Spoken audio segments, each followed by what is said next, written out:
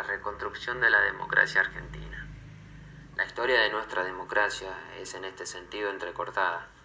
Una democracia de corta duración, donde nuestra primera forma efectiva democrática se instauró entre 1916 y 1930, poniendo fin a un estilo de sufragio tutelado y a técnicas de control clientelar, porque condujo a ampliar el nivel de participación política mediante el ejercicio de elecciones libres, plurales y competitivas. Durante 18 años, la competencia por el poder permaneció abierta, aunque no se logró establecer en este tiempo un verdadero sistema de alternancia. Un periodo muy breve en el contorno de un universo complejo que descansó en continuidades profundas. No permitió fortalecer entonces las instituciones democráticas ni crear un sistema de legitimidad en torno a ellas. Un sistema político como el argentino, que entre 1916 y 1983 se desplazó sin cesar entre momentos de legitimidad y de ilegitimidad democrática, no contribuyó, naturalmente, a fortalecer la creencia efectiva en la Constitución Nacional, ni llegó a crear en tantas décadas de historia institucional un poder democrático legítimo, en torno a las reglas pacíficas de sucesión del poder, la libertad de sufragio y la soberanía popular. De ahí también los desafíos para el nuevo periodo que comienzan en 1983. Como bien había señalado Natalio Botana, a partir del golpe de 1930, la legitimidad democrática se constituirá en el problema permanente de la Argentina contemporánea. El periodo que sigue implicará un rotundo retroceso del punto de vista político-institucional para el orden democrático liberal naciente, cuyos efectos se trasladarán hasta el presente demostrando la realidad de la interconexión de los procesos. El proceso de transición a la democracia en la Argentina es recordada por su ruptura con el régimen dictatorial 1976-1983 y especialmente por la investigación y juzgamiento de los comandantes militares, máximos responsables de las violaciones a los derechos humanos cometidos durante la dictadura. En Latinoamérica, ese juzgamiento y la ruptura con el régimen previo y la no negociación de condiciones de impunidad para los militares fue considerado un ejemplo de justicia transicional. En el seno de los organismos de derechos humanos, hasta 1982, no eran figuras de alta legitimidad política, sino partes interesadas. Entonces se abre una nueva etapa en la vida democrática y fue así que el 30 de octubre Alfonsín fue elegido presidente. Su campaña estuvo centrada en el tema de los derechos humanos y este gobierno asumió con la democracia como promesa de futuro reparador y con automática ruptura con el pasado inmoral y de violencia que se había vivido. Sus primeras medidas fundamentales fueron los decretos de persecución penal de las cúpulas terroristas y juzgamiento de las primeras juntas militares. También estuvo la creación de la CONADEP, que era para investigar sobre los desaparecidos y la reforma del Código de Justicia Militar para juzgar los delitos militares, donde se establecía 3 niveles de responsabilidad. Primero, los que planificaron y ejercieron la supervisión, los que actuaron sin capacidad decisoria, cumpliendo órdenes, y los que cometieron exceso en el cumplimiento de directivas superiores. Fue así que el 22 de abril de 1985 fue la iniciación del juicio a las juntas militares, a los comandantes, que por estos juicios hubo una gran tensión que estalló con el lanzamiento militar de Semana Santa en abril de 1987. Para evitar posibles rebeliones, se crea la ley Punto Final, donde se preveía plazos exiguos de 30 y 60 días para denunciar hechos nuevos y para procesar a quienes no lo hubieran sido, Cumpliendo este tiempo, se extinguía la acción penal. Las dificultades de la modernización democrática. El triunfo de Alfonsín puso en la escena política la incapacidad de algunos sectores para comprender la evolución y las aspiraciones de la sociedad en la última época.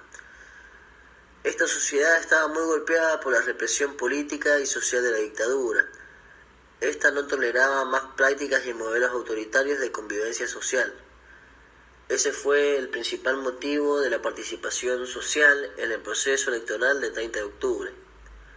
Se buscaba una salida integral a un estado de retroceso y deterioro del país que diera lugar a una nueva etapa de progreso social y modernización en la Argentina, siempre y cuando fuera del marco del Estado militar o de cualquier otra forma autoritaria de gobierno. Alfonsín diseñó una propuesta de modernización democrática.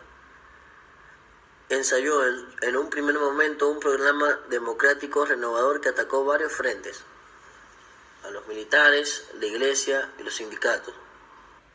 Esta modernización democrática reclamaba cambios culturales, institucionales y políticos, y requería de un amplio sustento social. En el terreno social se implementó a través de una ley un programa alimentario nacional destinado a los sectores más postergados de la sociedad.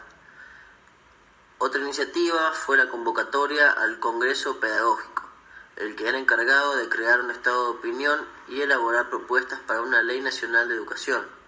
Esta mantenía los principios de enseñanza pública, gratuita y obligatoria.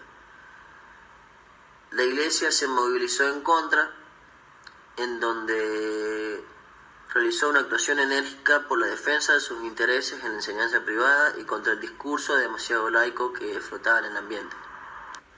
Otra de las propuestas interesantes fue la democratización sindical, que esta consistía en la libertad sindical y a la inclusión de las minorías en los órganos de conducción, al control de las elecciones por el Estado y la limitación de reelección de dirigentes. El proyecto de ley del ministro de Trabajo, Antonio Musi, fue la primera derrota importante del radicalismo. El proyecto inicial de Alfonsín buscaba acuerdos con los partidos políticos y un acuerdo con los sectores económicos y sindicales. En primer lugar, el acta de coincidencias políticas fue firmada con las principales fuerzas de oposición y se buscaba fortalecer el sistema político institucional para crear mejores condiciones en la reconstrucción económica. Este acuerdo fracasó y se debió principalmente a la debilidad y a la crisis interna del Partido Justicialista y al creciente poder del sector gremial. En segundo lugar, la vía de concertación con los sectores empresariales y sindicales fue otra estrategia diseñada por Alfonsín, la que cobró mayor impulso luego del fracaso del acta de coincidencias. El punto nodal de la crisis que vivía la Argentina en los comienzos de la transición se encontraba en la gravedad de la crisis económica y en el problema de la deuda externa.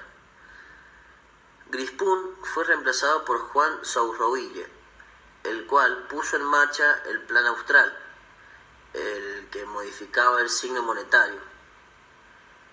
Este plan fue bien recibido por la población. En el discurso presidencial pronunciado en la Plaza de Mayo a fines de abril de 1985, Alfonsín dejó pasar la oportunidad en donde podía crear un eje político de unificación nacional. Anunció ante una multitud integrada por radicales, sectores del peronismo, intransigentes, socialistas e independientes el inicio de una economía de guerra. Esta definición apuntaba a controlar los gastos y frenar la inflación. Pareció clausurar las posibilidades de acuerdo social para encarar reformas profundas. El éxito del Plan Austral le permitió al gobierno radical mantener la iniciativa política hasta 1987. El gobierno de Alfonsín en 1987 ingresó en un proceso de rigidez del que no podrá salir, hasta llegar al descontrol provocado por situaciones hiperinflacionarias y anómicas, que le obligan a adelantar el paso del poder en 1989. El Plan Austral mostró sus falencias y se necesitó iniciar una segunda etapa, que fue en febrero de 1986, en donde se proponía la reforma del Estado y la reducción del déficit fiscal, al mismo tiempo que se apuntaba a la reconversión industrial y al aumento de las exportaciones. La inflación siguió creciendo junto con el malestar de los ciudadanos. De a poco andar, el Plan Austral mostró sus límites y se vio la necesidad de reformulación. Esta reformulación, conocida a fines de febrero de 1987, tuvo el propósito de liberalizar la economía y promover las exportaciones. Estas eran medidas que venían reclamando los capitanes de la industria. En agosto de 1988, el presidente Alfonsín puso en marcha el Plan Primavera, el que pretendía impulsar las todavía pendientes reformas estructurales. En el año 1989 tuvo un mal comienzo para el gobierno radical, por un hecho en donde terroristas del grupo denominado Movimiento Todos por la Patria atacaron a un cuartel militar en La Tablada, en Buenos Aires, en donde se murieron 28 personas. En el mes de febrero, un colapso económico puso fin al Plan Primavera y a los intentos de privatización, derivando en la crisis final del gobierno de Alfonsín. Lo que siguió fue el descontrol financiero y monetario. Las elecciones presidenciales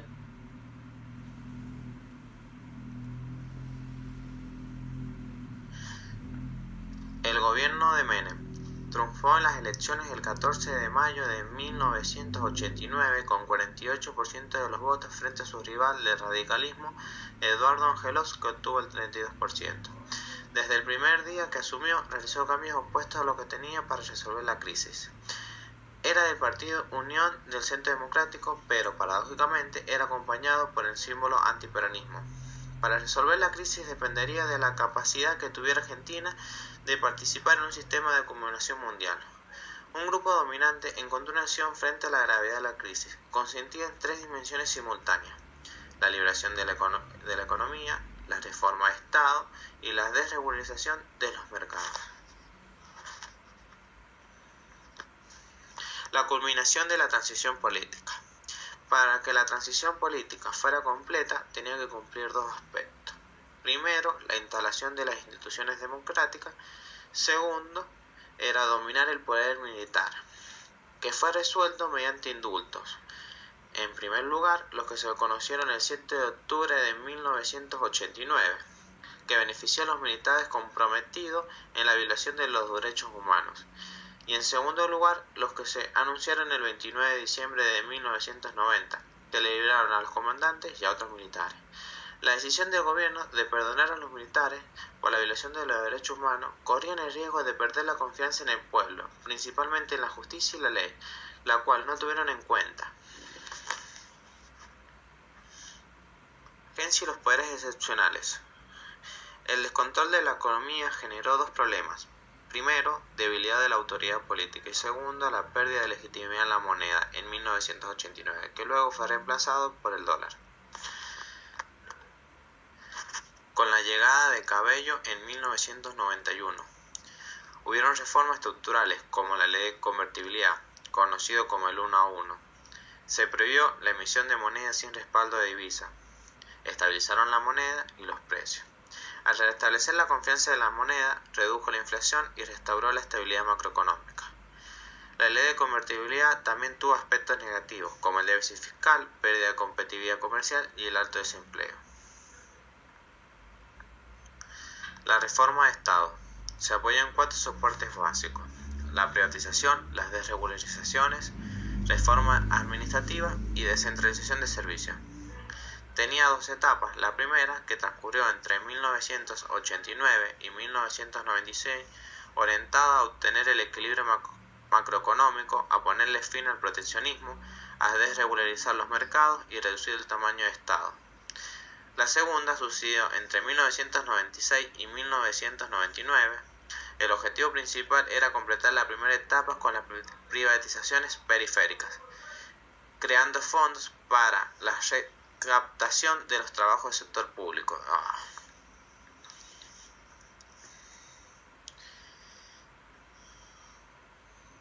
La reforma de Estado se apoyó en 4 soportes básicos: las privatizaciones, las desregularizaciones, reformas administrativas y descentralización de servicios. Tenía 2 etapas. La primera, que transcurrió entre 1989 y 1996, orientada a obtener el equilibrio macroeconómico, a ponerle fin al proteccionismo y a desregular los mercados y reducir el tamaño de Estado. La segunda sucedió entre 1996 y 1999. El objetivo principal era completar las primeras etapas con las privatizaciones periféricas, creando fondos para la recaptación de los trabajos del sector público y la desregulación laboral. La sociedad pudo comprender más tarde que la privatización no conducía a la superación de los problemas económicos.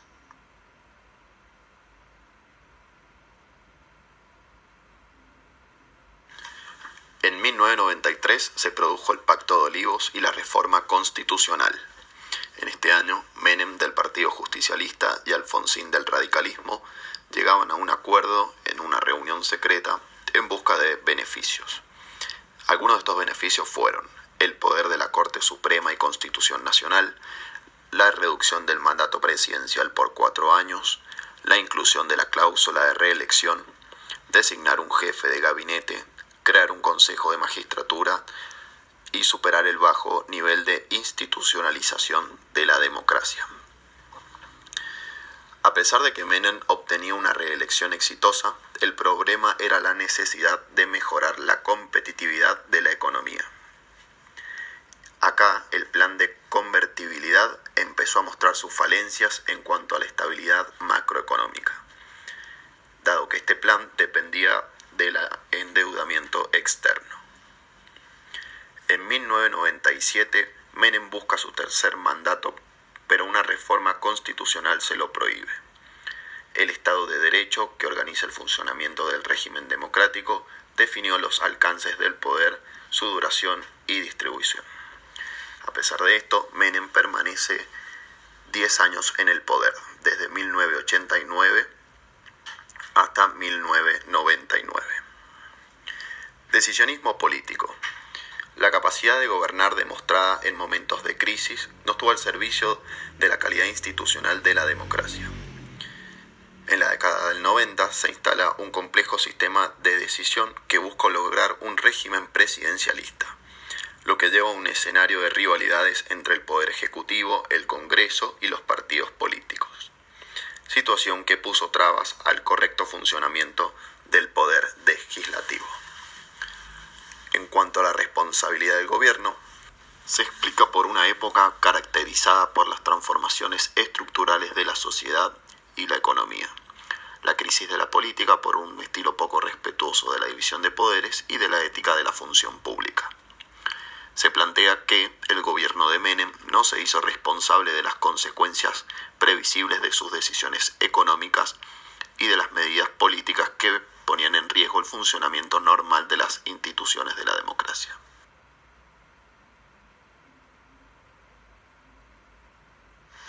Periodo del 1999 al 2003. El triunfo de la Alianza en las elecciones nacionales del 24 de octubre del 1999 fue percibido como el punto de partida de una renovación de la política. En el plano nacional, la Alianza había obtenido una victoria contundente, pero debía gobernar un país con las principales provincias en manos del peronismo. A ello se le sumaba el control del Senado por el peronismo y una Corte Suprema integrada por la mayoría automática. En términos políticos, la Alianza no podía mejorar la capacidad de gobierno ni definir un rumbo cierto. En materia económica, el país no podía superar los problemas generados por el proceso recesivo que había comenzado en 1998, mientras se decidía mantener a rajatabla el plan de convertibilidad. Dos hechos significativos señalaron la crisis profunda de la coalición gobernante y el fracaso de la política económica del gobierno: la renuncia del vicepresidente Chacho Álvarez y la incorporación al gabinete de Domingo Cavallo como ministro de Economía. La designación de Cavallo en el Ministerio de Economía se concretó en marzo del 2001. Caballo proponía algunas innovaciones para sortear la crisis financiera y poder crecer. Con el derrumbe del plan de convertibilidad y la renuncia del presidente de la Rúa, el 20 de diciembre del 2001 se abrió un periodo de mercado por la inestabilidad institucional y la devaluación de la moneda nacional. Después de la renuncia del presidente de la Rúa, la crisis inició una nueva página. Un gran escenario de protestas reunió el reclamo de los excluidos y el cacerolazo de la clase media en defensa del derecho de la propiedad. Esto fue una visible demostración del hundimiento del sistema de representación. En el mes de diciembre del 2001, numerosas normas elaboradas por Caballo fijaron fuertes restricciones a la extracción de dinero en efectivo, el llamado corralito, que pusieron en suspenso el derecho de la propiedad al impedir que los depositantes dispusieran libremente de ese patrimonio. Más tarde, en enero del 2002, el gobierno del presidente Duhalde profundizó las restricciones al régimen bancario y cambiario. De nuevo se puso en peligro la moneda nacional. Se ubicó una tercera moneda con los bonos provinciales, los llamados LECOP, que circuló por todo el país a raíz de la recesión, la escasez del crédito y la falta circulante. La gravedad de los hechos hizo florecer una economía paralela de los centros de trueques, que contrastó con la economía monetaria. Eduardo Duhalde, designado presidente de la Nación por la Asamblea Legislativa el 1 de enero del 2002, propuso una renovación de las instituciones públicas y las prácticas partidarias. Convocó a todos los sectores al diálogo social para enfrentar el derrumbe del país, denominado diálogo argentino. Finalmente, la Argentina se fue estabilizando progresivamente y sin duda resultó una ayuda valiosa la política acertada del ministro de Economía Roberto Labaña. Duhalde decidió cortar la duración del mandato, presionado por la represión a una marcha piquetera que causó 2 víctimas en el mes de junio del 2002. Las elecciones nacionales fueron convocadas el 27 de abril del 2003 con entrega del poder el día 25 de mayo. La pelea política entre duhaldistas y menemistas se resolvió cuando el Congreso del Partido Peronista suspendió a fines de enero las elecciones internas del 23 de febrero del 2003 y aprobó un sistema de neolema que habilitaba a Kirchner, Menem y Rodríguez Sá a representar el justicialismo en las elecciones presidenciales.